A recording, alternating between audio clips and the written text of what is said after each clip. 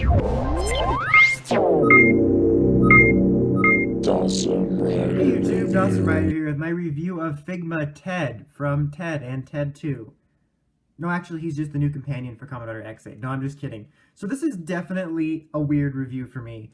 I've had some sort of off-brand reviews before, but it's definitely just kind of a funny one. Not because the movie's actually probably more of a mainstream interest than what I usually review, but just for my channel. But anyway, I have bought Figmas before, mainly the Dragonite ones, and they're actually pretty good figures, even though the figure art's kind of outclassed the Ryuki ones, or the Dragonite ones.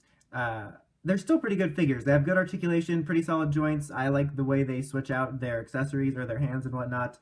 So yes, anyway, I thought this was funny when it was announced, but sometime in between when it was announced and released, I saw Ted 2, and it's actually probably become one of my favorite comedies. For whatever reason, I liked it a lot more than the first, which I guess you don't really need to know, but I decided, hey, what the hell, whenever I like something, I have to have some sort of toy representation of it because I have a disease. So let's get started. The box here, as you can see, I have it turned to the side because I wanted a funny side picture, and you have Ted here with a bong, which honestly, other than just owning a little figure of Ted, my favorite part of these is that it has a bong and beer accessory, which I can now take amusing pictures with my Rider and Sentai figures.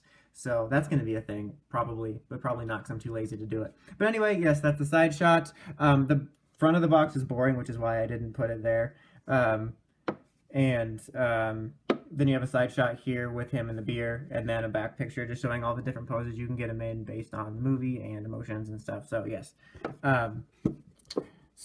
Accessories-wise, he actually comes with a fair bit. You have two, let's just pull the whole thing in here.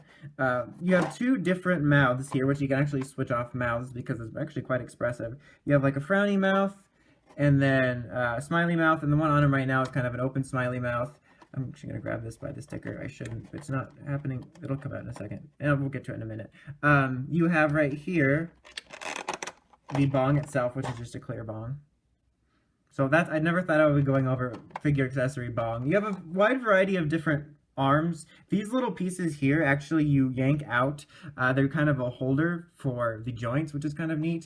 They're just kind of relaxed down ones. Ones for holding the beer and the bong and whatnot. The one I have them on right now is just kind of like hands used for waving or more expressive. These like smush down legs here are for sitting. Oh, why is my thumb twitching so much? I'm tweaking, man. No, but for like sitting down, so you put it on him and you can see obviously you'd be able to, well, sit down. So that's kind of a thing. Now let's see if I can't get this out here. Oh, before I do, right under here there's a little bag which you can actually use to put your accessories in, which is actually one of my favorite things about the Dragonite Ryuki Figmas. Is it makes it really easy to get rid of the boxes if you want and to store your figures. Now I got the stickers a little bit crooked on here, but here's the beer bottle. So yep, that's another thing I never thought I'd say. But anyway, let's take a look at the figure. As you can see, very small. I mean, it's a teddy bear figure, but I still didn't expect it to be this small. I wish it was a little bit bigger for the money you spend on it, but hey. Look-wise, he's very accurate to the movie. He's not made of fur or anything, it's plastic, but they represent the way that his fur looks in the movie pretty well. And he's got a very expressive face. As you saw, there's different mouths, which you use to, you know, quantify expression. I don't know why I say quantify. But also, which is neat, you can actually move his eyebrows. So like right now, I can give him that look, or surprised, or he can just angry eyes, he could just Mr. Potato Head it, and then you can put one right over his eyeball. But that's kind of unique. I remember thinking that I wish it did that instead of alternate faces, and it does. And it's actually a really neat way to go about it. And I feel like there's not very many figures that you could do that with. So yeah, I actually really like that system for it.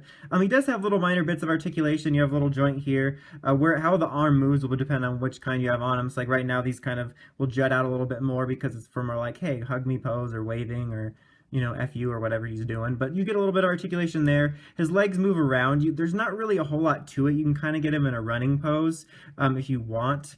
And you can move his little head around, a little bit up and down around. It's not the most articulated figure, but given his design, it's pretty much what's expected of it. But yeah, that is pretty much it. There's a little hole here in the back. He comes with a little Figma stand, which is actually like behind me on a table, which I totally forgot to grab. Silence while I walk away from the camera and knock that over. And here's just a little stand. It's just a little Figma stand, and you pop that into the back of the head so you can maybe get him in some sort of poses or something. I don't know. But that is a thing. But overall, I'm not displeased with this. It's pretty much exactly what I expected. I actually quite dig it. I think it looks good. I like the different arms and like sitting legs you can have with him. I think that the accessories very specific to him are amusing, not just for the figure, but for other figures you might have. But it's definitely not worth the money. It's still a neat figure, and I really don't have any problems with it, like, oh, this is loose, it looks crappy, these accessories suck. It's more like, he is small, like I said, because he's a teddy bear, and I suppose he's going to be in scale with certain things to a teddy bear extent.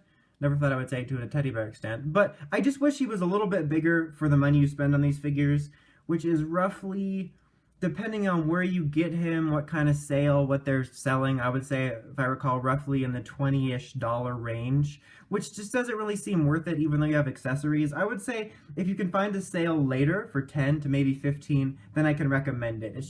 It's a good little figure for what I was expecting, but just not quite worth the money, especially for the price, and for, you can basically buy a larger figure with more for more money. But yeah, anyway, that's about it for this one. Until next time, make sure you check out the Crazy Podcast at writersrangerambles.com, and of course, don't forget to like, comment, subscribe. Until next time, Dawson Writer, signing out.